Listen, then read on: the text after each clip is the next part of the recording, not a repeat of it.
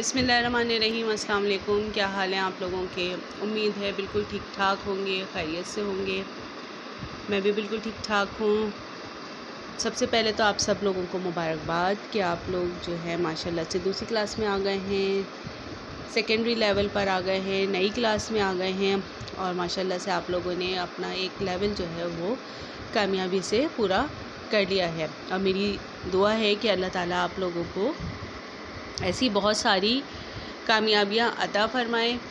آج ہماری پہلی تعارفی کلاس ہو رہی ہے اور اس میں یہ ہے کہ سب سے پہلے میں آپ کو اپنا تعارف کرا دیتی ہوں۔ میرا نام رخشندہ ہے اور بہت سارے آپ اسٹوڈنٹ ایسے ہوں گے جو مجھے نہیں جانتے، تو میرا نام رخشندہ ہے اور میں آپ کی اردو کی ٹیچر ہوں۔ اس کے علاوہ جب انشاءاللہ تعالی ہم لوگ لائیو کلاس لیں گے، کوشش کریں گے آپ سب کے لائیو کلاس بھی لیا کریں، تو اس میں جو ہے میں آپ لوگوں کا تعارف کرواؤں گی، آپ لوگوں کے نام جانوں گی، کیونکہ میں بھی آپ لوگوں کو ابھی پراپر نہیں جانتی ہوں گی۔ ٹھیک ہے، تو لائیو کلاس میں انشاءاللہ ہمارا تعارف ہوگا۔ اس کے علاوہ یہ کہ آپ لوگوں کو میں پہلے ہی بتا دیتی ہوں کہ اردو انشاءاللہ تعالی آپ لوگ بہت سارے بچے ایسے ہوتے ہیں جو اردو کو پسند نہیں کرتے، اردو سے بھاگتے ہیں۔ ہم انشاءاللہ اس طرح سے کوشش کریں گے پڑھانے کی کہ آپ کا اردو میں انٹرسٹ ہو۔ ٹھیک ہے، اس دلچسپی سے پڑھائیں گے، کہانیوں کے ذریعے سے پڑھاؤں گی، میں آپ لوگوں کو موویز دکھاؤں گی، ویڈیوز دکھاؤں گی، ایکٹیویٹیز کراؤں گی، سرگرمیاں کراؤں گی، کہ یقیناً اس طرح سے آپ لوگوں کا کرواؤں گی میں کہ آپ لوگ جو ہے اردو میں دلچسپی لینا شروع کر دیں گے۔ اور دیکھیں، اردو کو آپ لوگ خود سمجھتے ہیں کہ مشکل ہے، اردو مشکل نہیں ہے۔ اردو آپ کی قومی زبان ہے، آپ کو اردو بولنی آتی ہے، لکھنا اور پڑھنا کوئی مشکل نہیں ہے اگر آپ نے اس کی بیسک سیکھی ہوئی ہے۔ ٹھیک ہے، سلیبس آپ لوگوں کو سب کو مل چکا ہوگا۔ سلیبس مڈ ٹرم تک کا مڈ ٹرم تک کا سلیبس آپ لوگوں کو مل گیا ہوگا، اور اس میں یہ جو ہے مڈ ٹرم کے سلیبس میں ہمارے، آپ دیکھیں آپ کی کتاب کون سی ہے؟ آپ کی کتاب ہے چمپا۔ ٹھیک ہے بیٹا، آپ کی کتاب چمپا ہے، اردو کا گلدستہ، فوزیہ احسان فاروقی کی آکسفورڈ کی کتاب ہے۔ آپ میں بہت سارے بچوں نے جو ہے کورس لے لیا ہوگا۔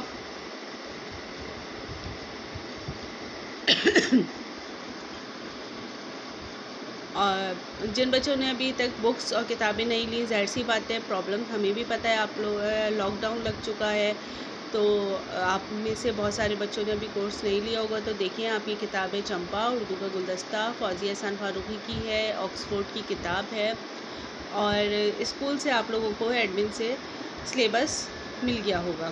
تو سلیبس میں آپ نے دیکھا ہوگا کہ سلیبس اردو کا اس طرح سے لکھا ہوا ہے، یونٹ 1، 2 اور 3۔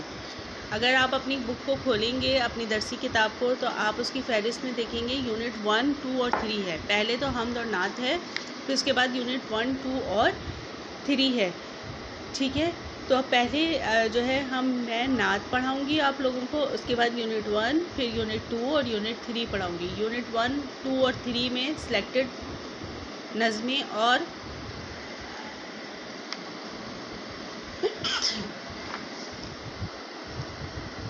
اسباق ہیں وہ آپ کو پڑھاؤں گی۔ مثال کے طور پر جیسے یونٹ 1 ہے موضوع کہانیاں، اس میں میں آپ لوگوں کو پڑھاؤں گی قصہ سلیمان علیہ السلام، نظم پڑھاؤں گی بیٹے کی قربانی، اور چچا چھکن نے دھوبن کو کپڑے دیے۔ ایکٹیویٹیز کراؤں گی حکایت سعدی، یعنی قصے داستانوں وغیرہ کی کہانیوں کی۔ ٹھیک ہے، یونٹ نمبر 2 ہے لغت کیا ہے، اس میں نے آپ کو پڑھانا ہے بائیسیکل کی تعلیم اور بحث چیپٹر۔ ٹھیک ہے، یونٹ نمبر 3 ہے موضوع ہے اس کا دوست، اس میں آپ لوگوں کو پڑھاؤں گی سبق خزانہ اور بچوں کے لیے چند نصیحتیں۔ ٹھیک ہے بیٹا، یہ آپ لوگوں کو میں نے ایک طریقے سے بتا دیا ہے کہ مجھے کیا کیا پڑھانا ہے۔ اس کے علاوہ میں آپ کے کلاس روم میں بھی ایڈ کر دوں گی، گوگل کلاس روم میں، کہ مجھے کیا کیا اس جو ہے مڈ ٹرم میں، اس ٹرم میں آپ لوگوں کو پڑھانا ہے۔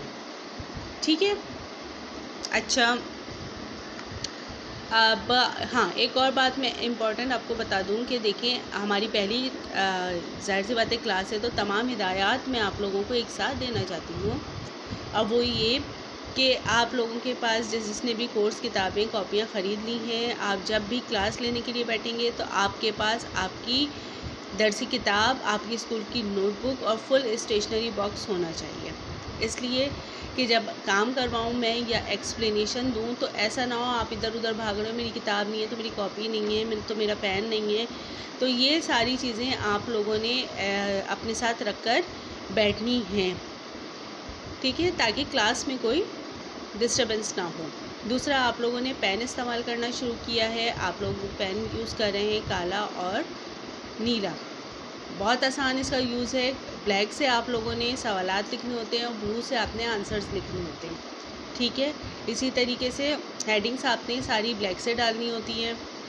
ہاں، الفاظ معنی وغیرہ آپ لکھتے ہیں تو الفاظ آپ جو ہیں وہ بلیک سے لکھیں گے، معنی بلو سے لکھیں گے. سیم جو ہے پروسیس اس کا ہوگا واحد جمع مذکر مؤنث کا، کہ آپ نے واحد جو ہے وہ بلیک سے لکھنے ہیں اور جمع جو ہیں وہ بلو سے لکھنے ہیں. مذکر بلیک سے لکھنے ہیں، مؤنث جو ہے آپ نے بلو سے لکھ رہے ہیں. اسی طریقے سے خالی جگہ جو ہم لوگ فل کر رہے ہوتے ہیں یا کثیر الانتخابی، سارا کچھ آپ نے بلو سے لکھنا ہوگا.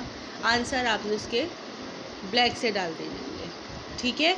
تو پین کا دھیان رکھیے گا. اس کے علاوہ آپ کی کاپیز پہ نیٹ اینڈ کلین ورک ہونا چاہیے. مارجن لائن لازمی پینسل سے ڈلی ہونی چاہیے. پین سے کوئی بھی مارجن لائن نہیں ڈالے گا. مارجن لائن آپ سب کی کس سے ڈلی ہونی چاہیے؟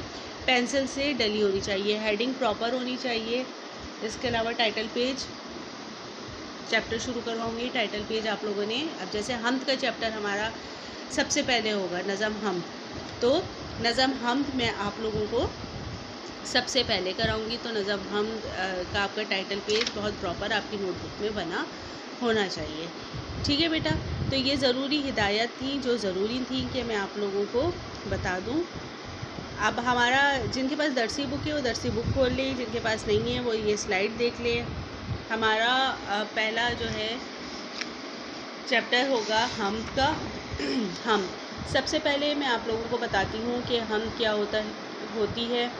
اکثر یہ ہوتا ہے کہ جب میں سوال کرتی ہوں بچوں سے تو میں پوچھتی ہوں حمد کیا ہوتی ہے، تو زیادہ تر بچے جواب دیتے ہیں ماشاءاللہ سے. اور لیکن جواب کیا دیتے ہیں؟ وہ جس میں اللہ تعالیٰ کی تعریف بیان کی جائے اسے حمد کہتے ہیں.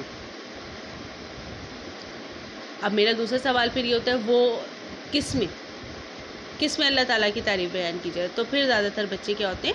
چپ ہو جاتے ہیں. تو دیکھیں حمد کی مکمل تعریف کیا ہے؟ جس نظم میں، کس میں؟ جس نظم میں اللہ تعالیٰ کی تعریف بیان کی جائے اسے حمد کہتے ہیں. نظم ہوتی ہے، نظم کی اقسام ہوتی ہیں بیٹا. نظم کی اقسام کون کون سی ہوتی ہیں؟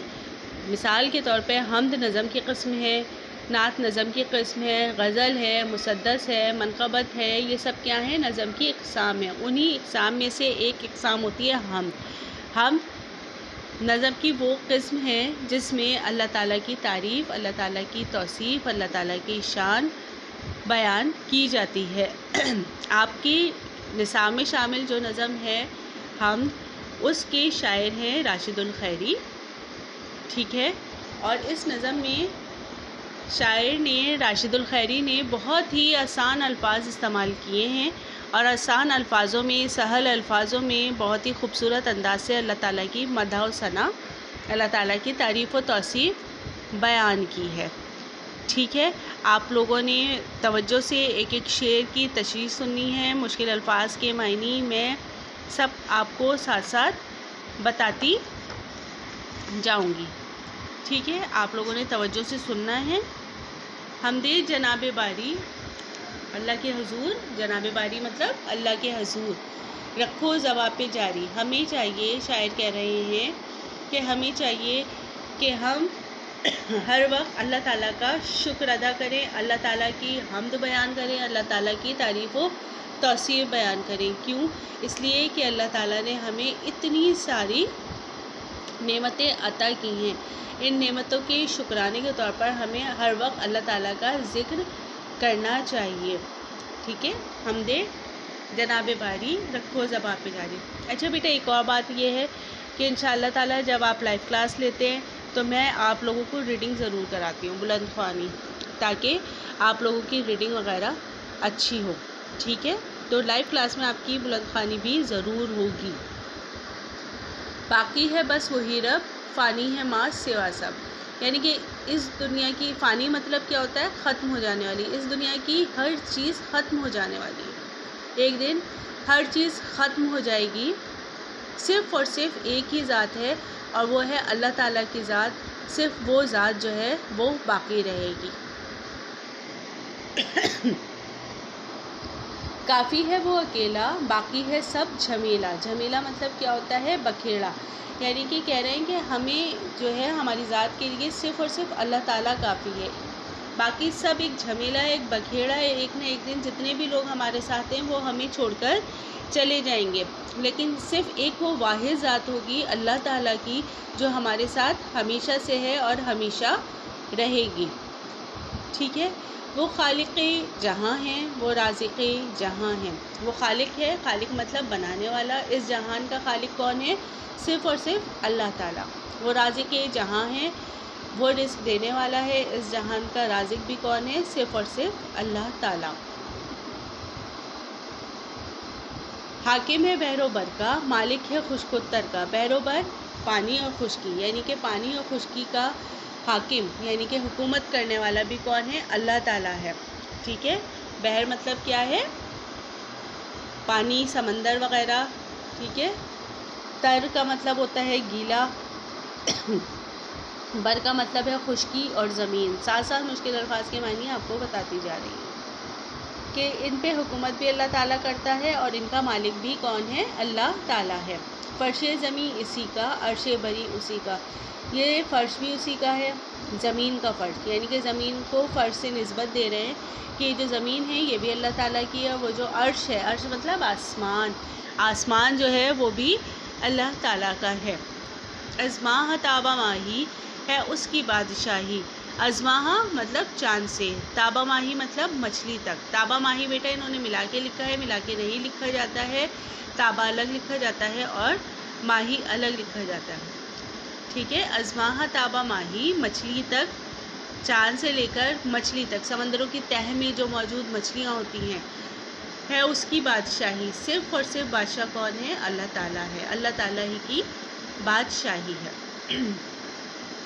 حاکم ہے دو جہاں کا، مالک ہے ایوں آں کا. دونوں جہان مطلب یہ جہان بھی اور وہ جہان بھی. اس دونوں جہان کا مالک کون ہے؟ حاکم کون ہے؟ اللہ تعالیٰ ہے. مالک ہے ایوں آں کا. اے اور آں کا مطلب یہاں پر ہے یہاں کا اور یہ اور وہ، یعنی کہ ہر چیز کا مالک، چاہے یہ ہو چاہے وہ ہو، اس کا مالک کون ہے؟ اللہ تعالیٰ ہے. ٹھیک ہے، ہر جا ظہور اس کا، ہر شے میں نور اس کا. ہر جگہ ظاہر ہے. ظاہر یہاں پہ دیکھیں، سمجھنے کی بات یہ ہے کہ اللہ کیسے ظاہر ہے؟ اللہ ہمیں تو نظر نہیں آ رہا نا، کس طرح سے ظہور ہو رہا ہے؟ ظہور کا مطلب ظاہر ہونا ہوتا ہے. تو اللہ تعالیٰ ہمیں کس طرح سے نظر آ رہا ہے؟ اللہ تعالیٰ ہمیں اس طرح سے نظر آ رہا ہے جب ہم اس کائنات کا نظام دیکھتے ہیں، ہم درخت دیکھتے ہیں، سمندر دیکھتے ہیں، پھول پودے،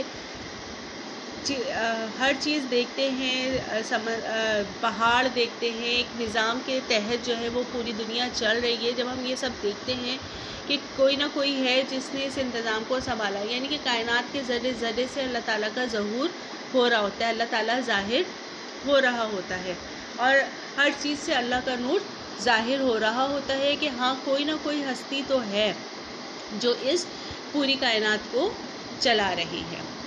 ٹھیک ہے، تو ان تمام نشانیوں سے اللہ تعالیٰ ظاہر ہوتا ہے. بظاہری تو وہ چھپا ہوا ہے، ہمیں اپنی آنکھ سے نظر نہیں آتا، لیکن یہ تمام کی تمام نشانیاں اس کے ظہور کی، اس کے ظاہر ہونے کی نشانیاں ہیں. ٹھیک ہے بیٹا، ہر چیز میں نہا ہے، ہر چیز سے عیاں ہے.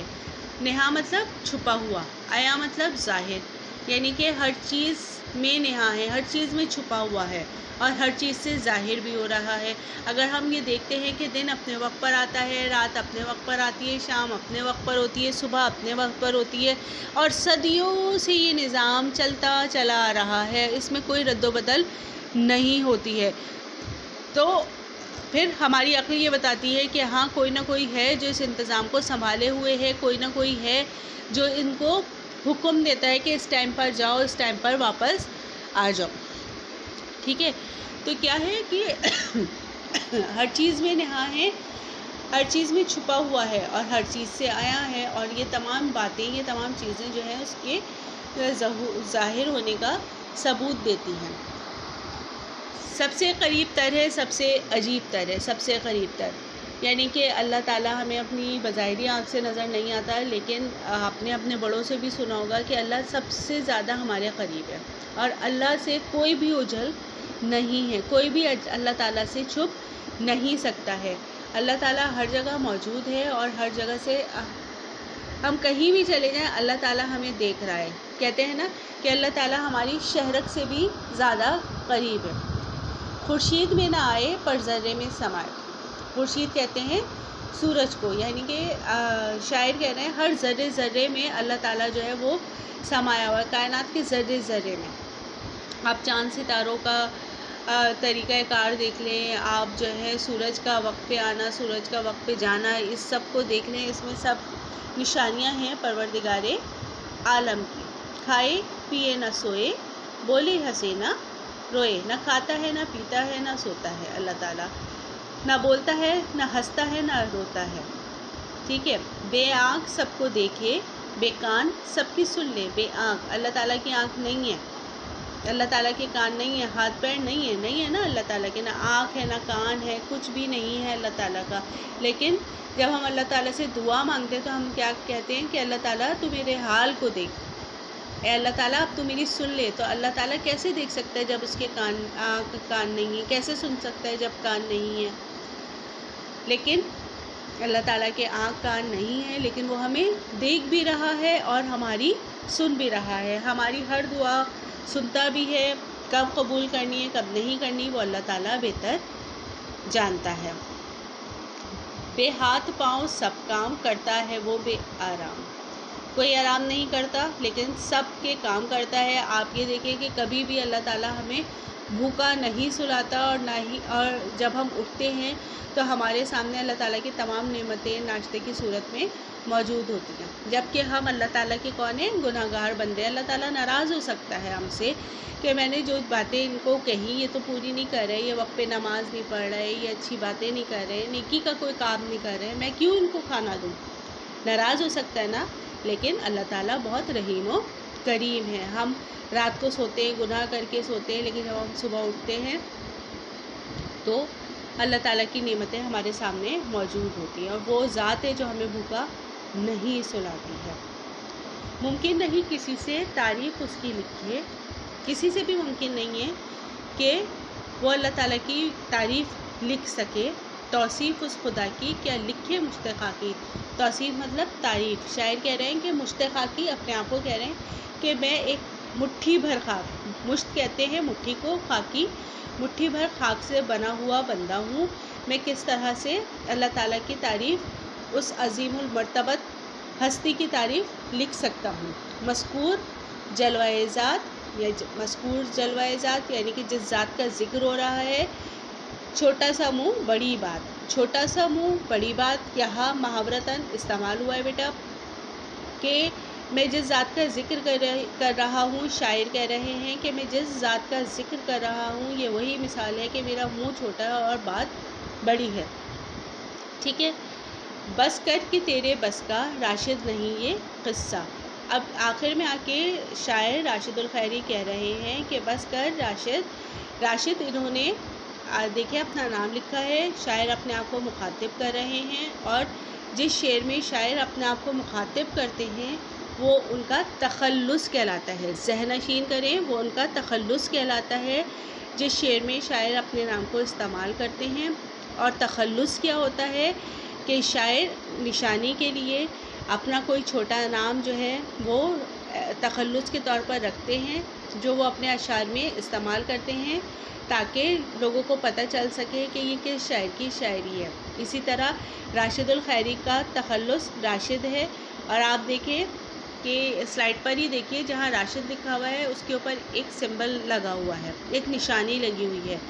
इस निशानी का मतलब ये होता है कि ये तखल्लुस है, इस हम नज़म हम के शायर का तखल्लुस है, جو کہ راشد الخیری ہیں. راشد ان کا کیا ہے؟ تخلص ہے. ٹھیک ہے بیٹا، یہ یہاں تک میں نے آج آپ لوگوں کو ہم سمجھا دیے. یہ کمپلیٹ ہم آپ لوگوں کی ایکسپلینیشن ہے.